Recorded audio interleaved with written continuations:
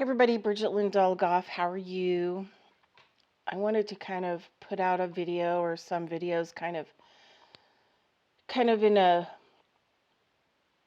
place of, well, I think it's difficult because, there isn't a lot of languaging. I've spent my life managing down like every spiritual path there is, and working with, all kinds of understandings. And the bottom line is that I think the more information or the more things that you're running down to your happiness,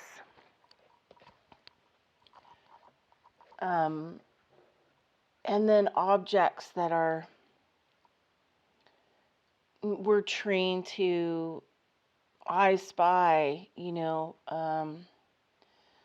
for happiness when we haven't really even discovered our own happiness or what would create our happiness. And having been in private practice for 30 some odd years, most people's health is actually connected to their belief systems or their struggle of their belief systems and the kind of the brick walls that they find. We gather up this information that's fed to us, whether it's through Akasha Record, Nostradamus, the Bible, Hindu, Hare Krishna, whatever path it is.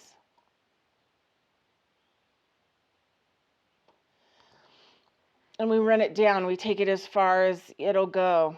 And then we ultimately realize like we're still walled in, we're still hitting that wall. And then we end up, having depression, or we self-medicate, or we cling on to some other belief system, which is another pacifying, hypnotic state. And then we stay in that pacified, hypnotic state. A long time ago, I started realizing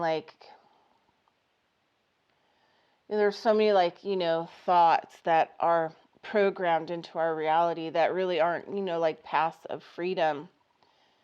Because they're still part of the languaging system. They're still part of the mental and emotional states and systems.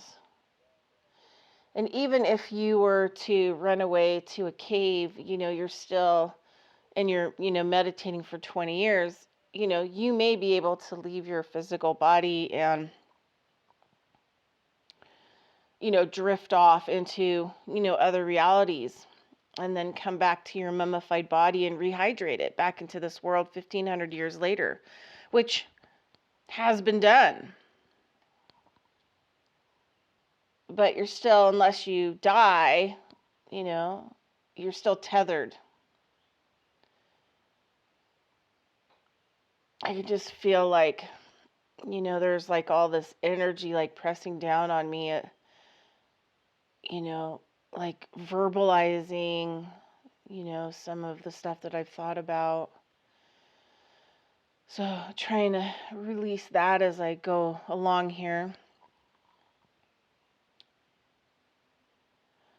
I think early on, having read Carlo Castaneda's books, there was like a thought that permeated the work when I was 14. I think I've always just been an extremely highly conscious being in a very hypnotic trance, enclosed prison system. And I mean that like with everything. And it isn't just about them that's controlled it. I mean, ultimately you have to figure out, how do they know the future? how did Nostradamus, or somebody that wrote Nostradamus's work, or whatever the story is, how do we know that the only way that you could know the future is that if you created it? So, who created the future? And who created all of the different kinds of mindsets that are going on in the world and the different types of religions? There was, so far to say there were all kinds of different beings. I crack up because, Krishna in Hinduism is painted blue. Well, there's a reason why he's painted blue, because he probably was blue. So we could say, out of this world. But is out of this world the monitors and controllers of this world? I really like Rudolf Steiner's take on Jesus. I think the mystery of Golgotha, and the sun beings and them being kind of our closest soul kin family kind of a thing. But periodically, we have these people who've come to Earth, whatever this reality is, and put together a bunch of information that, I still think is over most people's heads, that isn't really in an applicable way to applicate it into a life and living life. So we're going to be constantly, boxed into this fence, no matter what we look at and what we do, because that's what's been provided here. Carlo Castaneda, in the books, when they finally leave, him and his entourage, shaman entourages, and they leave with their physical bodies, they kind of cross over into the time continuum and create their own new reality, which is together building their cities and everything else that they want outside of this system, because Carlo Castaneda talks a lot about the system and how, that they needed to learn how to bypass it, because it's such an awful, awful, awful system. So sometimes I think I get stuck in well, how did I get here? How did I get here into this? Or who put me here? And I think, a lot of times I'm running down the wrong information. I'm running down, the wrong thought processes, because these are kind of the way that they develop our thought processes in education and just the system around us, which is put the cart before the horse. Mental processes and emotional processes, which lead to spending a lot of time leading absolutely positively nowhere. One of my favorite, I can just feel all this emotion coming up. The last year has just been a huge battle. It's just been extreme up and down, going through having to internally, question everything that crosses my mind.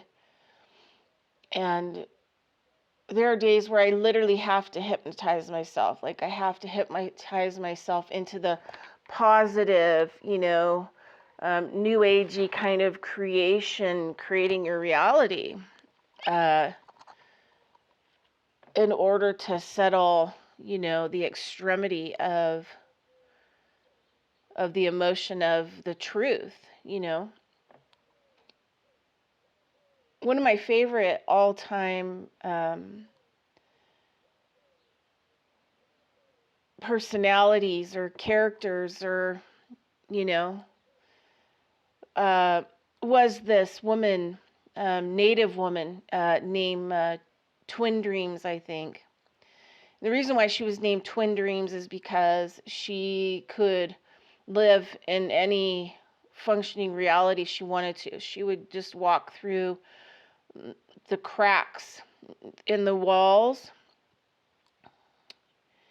and she was an experience that a woman named Lynn Andrews had. And she talks about twin dreams in her trilogies that came out into the 80s, which, yeah, I've always read probably stuff like way far beyond. I was lucky enough to have a family that were just happy that I was smart, and the problem was I was too smart. And so I think, back in that time period, like, I don't remember, I'm either 53 or 54. I like the fact that doesn't matter anymore, like not celebrating birthdays, not going to birthday parties and celebrating birthdays. I mean, it's so part of the materialism and part of that, hypnotic trance, kind of the lower one. And, it quickens our death. I think Prince talked a lot about this, that he kept looking younger and younger because he stopped believing in time, and he stopped celebrating things in a time lineum, where a timeline, and stopped tracking it. It's a really hard thing to let go of. But anyway, twin dreams would just poof show up out of nowhere, and kind of scare Lynn Andrews. They would be doing some ceremonial stuff like out in the desert, the woman group that she was in, and here would all of a sudden by the fire would be like twin dreams, and then she would mysteriously like vanish. And it was said that she and her physical body were 2,000 years old, and that's 2,000 years ago. She learned how to walk through the cracks of realities and dimensions and time. Anyway, and so I always, in the back of my head, like my whole life, like how does that happen, and what needs to happen? And so for me, value, like what I value is the highest level of consciousness and control, or adoption, full responsibility, capability over my franchise, my physical and spiritual thing that I'm operating in now.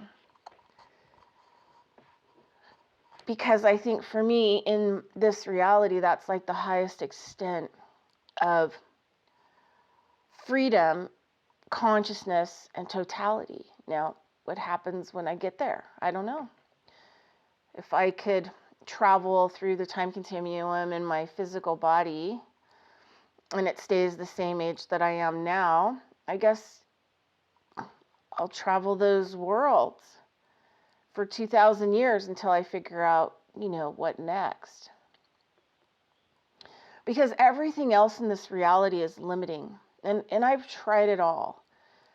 And I've gone to ashrams, and I've, thoroughly dived into long periods of deep evaluation and spirituality, and also intellect. And it's not hard anymore, to like be alone.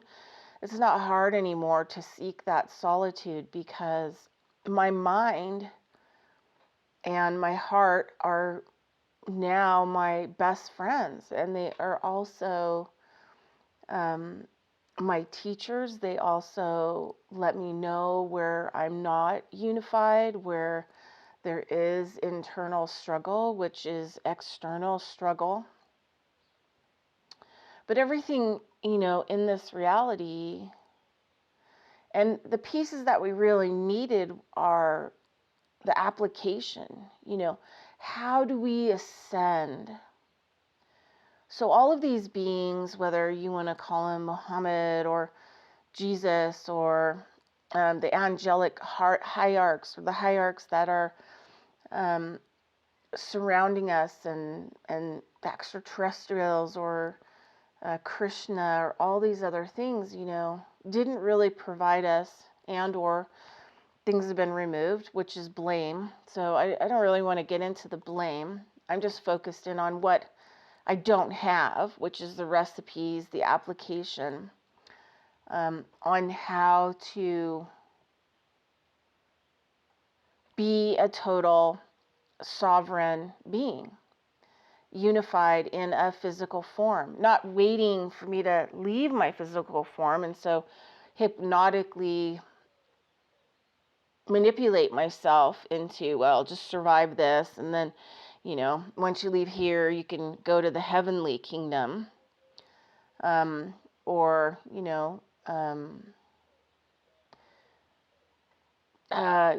well, you can come back in and do it again in incarnation, and, until you get it right, or, whatever belief systems are out there. None of them have been suitable enough for me. And then, I kind of been hitting this wall of, how much stuff do you have to study to know that really what you're seeking is not out there? It's not outside of you. And nor is anyone going to be able to fix this problem. A president is not going to fix this problem. Nasara is not going to fix this problem. Jasara is not going to fix this problem. Nuclear holocaust is not going to fix this. The second coming is not going to fix this. Because inevitably, if the sun changes frequency and people see really what is around them 24/7, when that frequency of light changes, they're going to be more horrified than they've ever been horrified in their entire life. Because we only see a certain type of spectrum of light, because our minds are closed because of these prison walls. So the only thing that really is going to not even save you, I think maybe we need to really stop, working with things like salvation, because salvation is a word that says that I need to be saved. Saved from what? Myself? I mean, we are given these beautiful bodies, and we spend lifetimes destroying them mentally and emotionally, right? Because what we did not do, or what we did not say, or how we acted, or whatever else, we can solve that in a minute. We can do our own, personal homework and switch that in a heartbeat. And then close the door and let it be the past and move forward. There's a thing that Miguel Ruiz, I got to meet Miguel Ruiz a long time ago before he got famous on Oprah,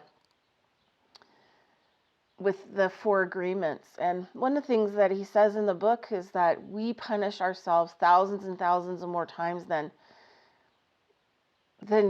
God or Creator, whatever punish us. So the salvation we're seeking is the salvation from ourselves. And it doesn't end because you end in this physical world. You get to go into a whole other, heaven experience, or whatever your holographic belief system is of what is going to happen when you pass this world. That's what you're going to get. It's like a computer system that generates the experience that you're going to need. I mean, think about this for a minute. The light, everyone that describes that light, it's like a tractor beam, like the UFO tractor beam, that pulls you up. So, I mean, this is the other problem. We have this disassociation with language and words. Well, heaven light, even though it sounds exactly like the tractor beam light that people get pulled up in UFOs and experimented on, kind of sounds like the same thing, but it's not. It can't be. So thing is, like, we have to figure out, what is this world? Is this world a holographic image of my reality?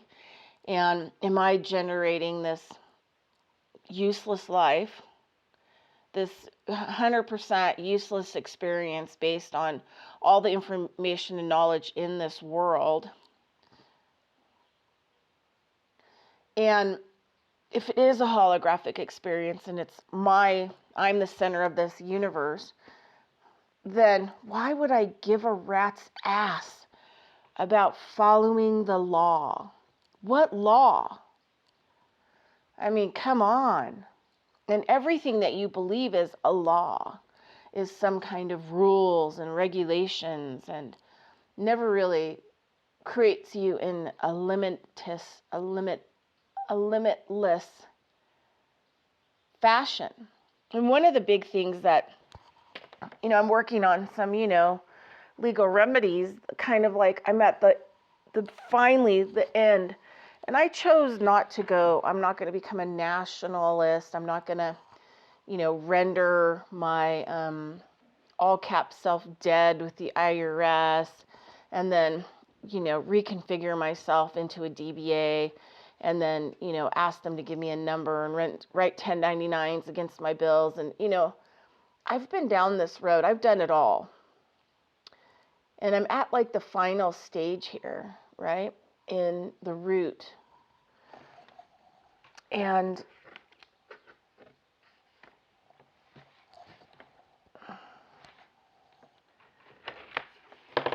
this is the root.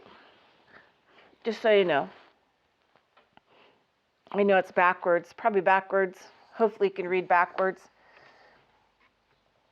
And I'm not so sure that I'm going to move forward with, what I was doing to, free myself. Because there was this,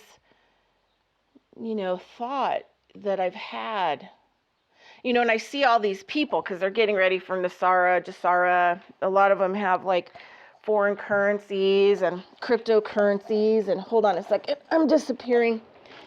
And everybody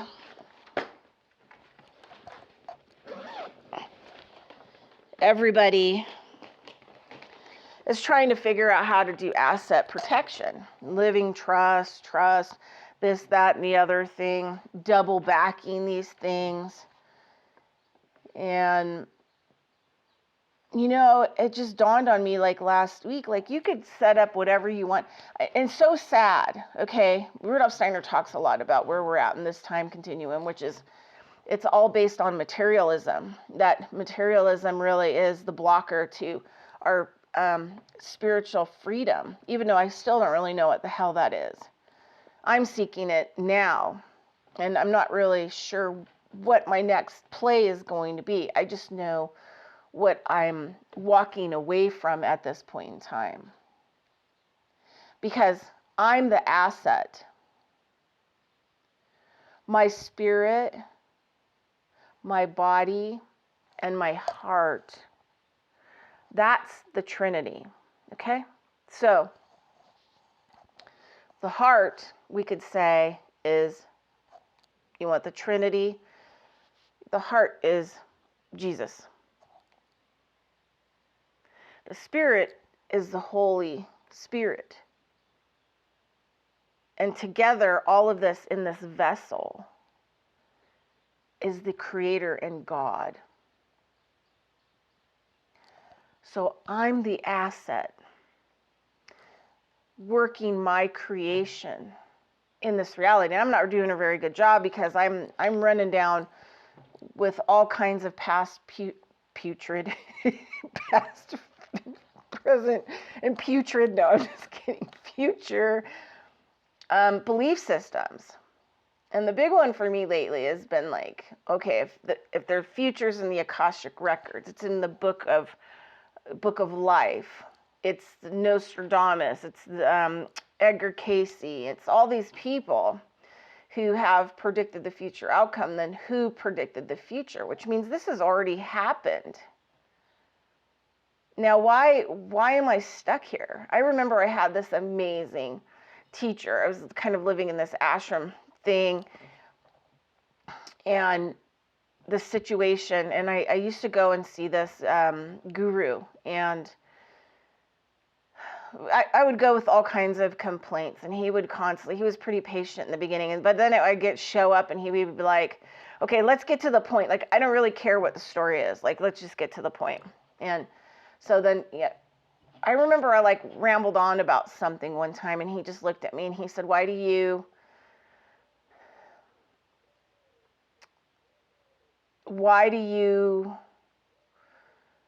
continue? Why are you living in this timeline? Why are you living in this period of history? If past, present, and future are happening simultaneously, what is it about this time that you are stuck? What is it about this time that you keep rehashing, reworking? And it's like some of this stuff takes you a while because of programming, and I have a lot less programming than most people. So anyway, as I was like working on my, documentation for, I'm going to read you something out of my FT Trust, because I think, a lot of been talking a lot to a lot of people lately about, your name written on the stone, and only you and God know what your new name is or your name is. Well, you think about, like, in the past, your cuneiform was a stone. Like, everything legally was written on a stone. In this modern day and age, everything's written on paper, and we're moving to everything becoming digital, in the digital, which is not the same. Yeah. Anyway, so on the search for me to figure out who I am, because I can't move forward with that paperwork unless, I'm still on the search for who am I, because if I can't describe who I am and what I am, and I'm using other language, right, as a discovery, it's only going to limit what I have to say on paperwork, right? And it doesn't really, anyway. So in my FT Trust, this is the whole other long story, but one of the best things ever, and I developed it more and more and more from the person who originally created it, who was amazing. Can't believe they were doing the work they were back then. Talk about, bringing in,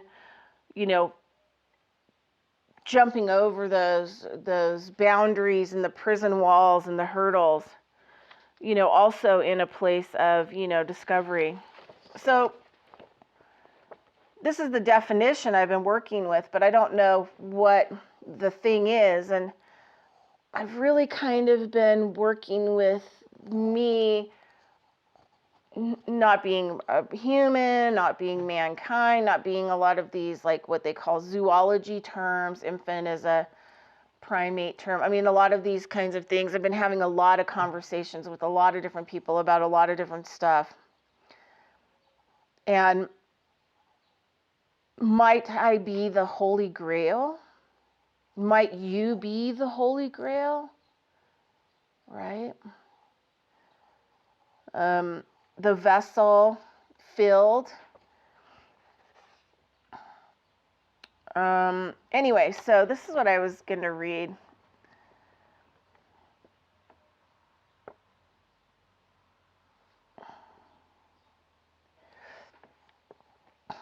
As a definition, Holy Grail means, because I have to come up with a whole bunch of new terms about what it is that I am, who I am. Until I get that right, I can't, in due diligence, write it down on my stone with my new name, which is my free name, right? Which could even be your upper and lowercase name, could be the name that you were given at this birth. For example, I know this for a fact that John the Baptist, that was like one of his life experiences. but his whole name, his real name, his name that conveys all the times that he's incarnated or fallen into matter. He's materialized into a physical form. His soul name, or his soul, whatever you want to call it, is Talia. So in this frame, what do I want my name to be written on that stone? And what would be the definition of what I am? So does it matter that I'm doing any of this stuff? Am I angry that I've wasted a lot of time? Because it doesn't, none of it means anything, right? None of it means anything because it's between me and the Creator, who already knows the future, who created the future. So how do I extract myself to make myself more mobile that I can actually, in totality, view all of the timelines that are inclusive to me, or the particular part of me that was the experiencer of these timelines? And I know that, I hope I'm explaining this, but it's kind of a very difficult subject. And it's just something that I'm constantly working. And last night I got to this wall where I just was like so emotional. I started sweating.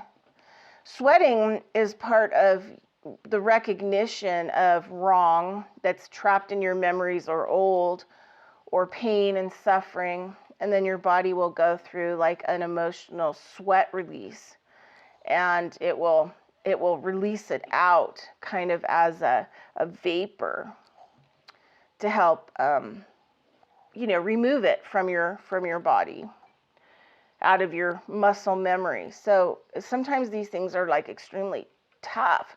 It's like a super detox off heroin, and heroin is the reality that has been shoved down my throat, has designed me to live in this reality, and also that I've swallowed myself. Okay, so definition, and this is as close to I can get to the definition, and because it's in my FT trust, and the person who made it did such a great job, and like I said, I went on to spend months, like 4 years, developing it, and I just finished doing the last developmental section on it.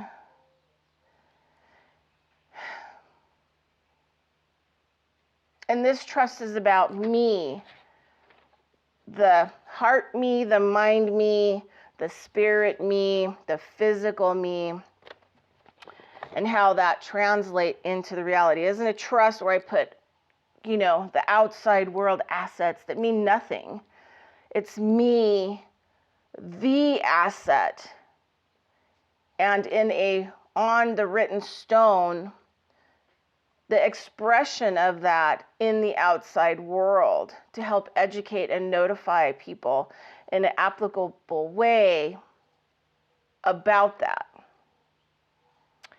It's taken me a long time to really understand this document. All right. Okay. I love this. Original, being duly self-aware, original authority, and authentication in perpetuate unity. Perpetuity. Sorry, I'm tired. I'm doing a lot of huge work, so. And original, being self-evident, original verification in perpetuity, inclusive of due original issues of original currency and value, in particular, unique, one of a kind, essences and signatures, original depositories in perpetuity, and original currency and value duly deposited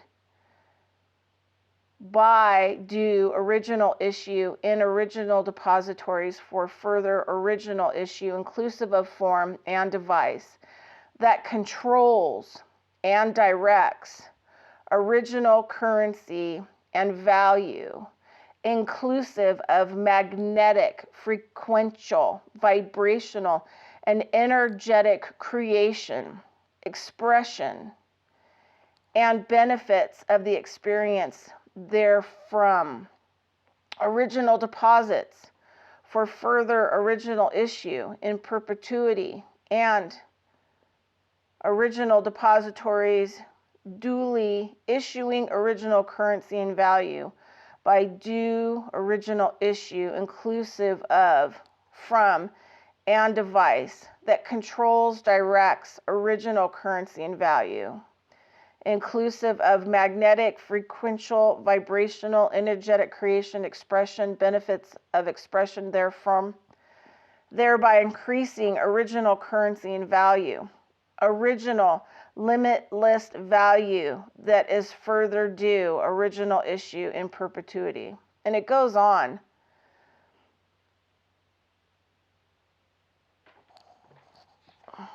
And that I am the creation, I am the creator of everything. And I don't mean that kind of loosely.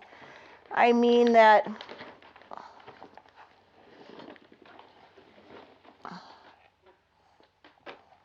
if I am the everything, then my search is over. So how do I spend the rest of my time? Engaged with mental illness about visions and what I've been sold would be happiness by a yacht, a helicopter, the love of my life, all the money to travel. It would just be another, hypnotic state. And that you're just going to spend all of the energy of your life having gone nowhere, on a treadmill, on a rat wheel. And, I was thinking about this the other day, that, how do I really feel about, just suck it up, buttercup, because, you don't care about this world anyway, because all you care about is making it to heaven. And then that's where you're going to have your happiness and everything else. And I think, wow, that's just another hypnotic state. And it puts me in a place of not having personal responsibility or being able to make choices and decisions, along the way that I choose to make as a divine vessel. A creator actually, participating in the manufacturing of creation. And I have no idea, does that change the timeline? It seems like kind of the more, this is kind of where I'm at, and then this will be the kind of the end of the video, and then if I have some more thoughts, I'll, put them up, but it seems like the more I feel like I'm in control, or the more questions that I ask, it's not like it's a descent into hell. I think it's actually waking up and seeing things for how they really are, without these rose-tinted glasses of veiled belief systems that if I don't like something or I'm upset with something, and how I manufacture that into some other new hypnotic state,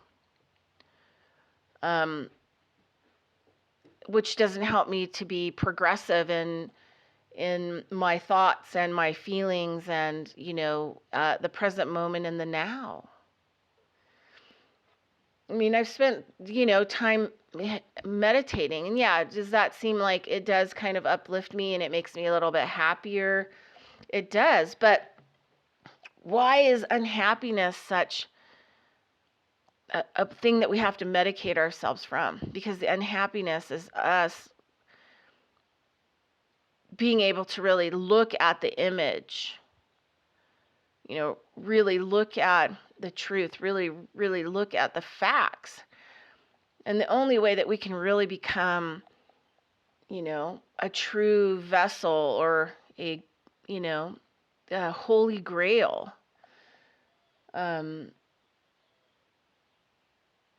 is if we, and you have to realize, like, even like, like with Christianity, I think, Jesus or whatever was trying to say something by, the bread and the blood, and the vessel, are really important. This is a real trinity. So you, the human you, the vessel that you are, and then the Holy Spirit and the divinity that fills that vessel and fills your blood. When my last native teacher used to say that our blood is the reason why a lot of humans are having a lot of problems these days is because we don't eat of the soil, which is the crystals. Minerals and all of these things are the crystals.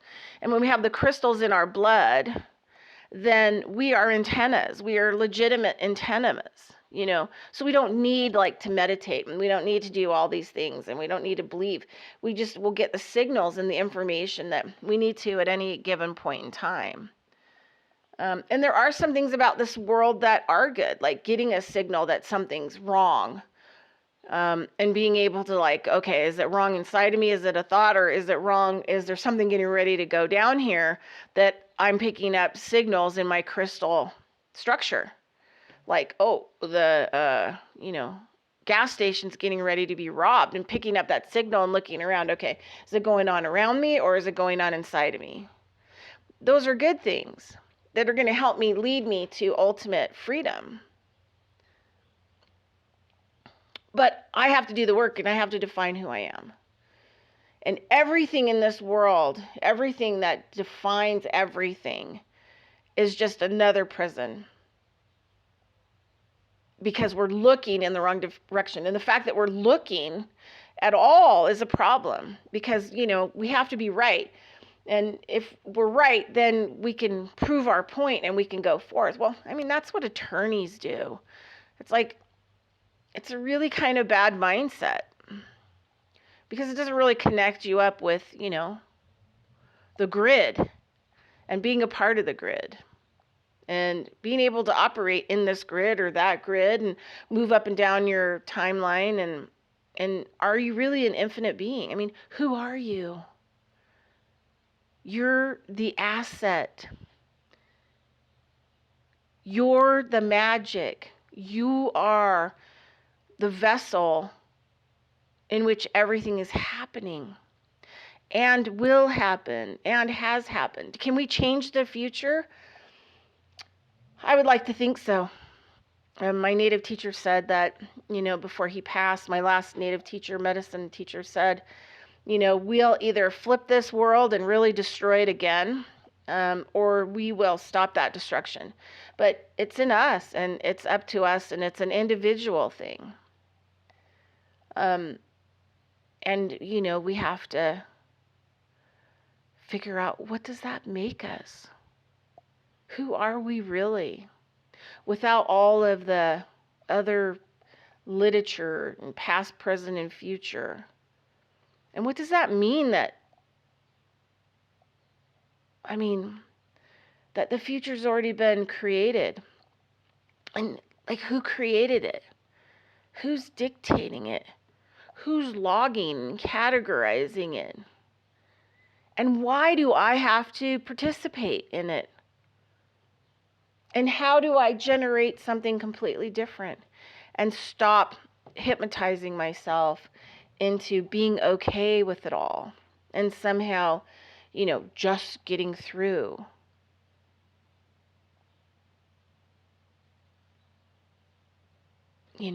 Stockholm syndrome. Gosh, that is just pure Stockholm syndrome, folks. All right. That's it. I'll talk to you later. Have a great day. And over now.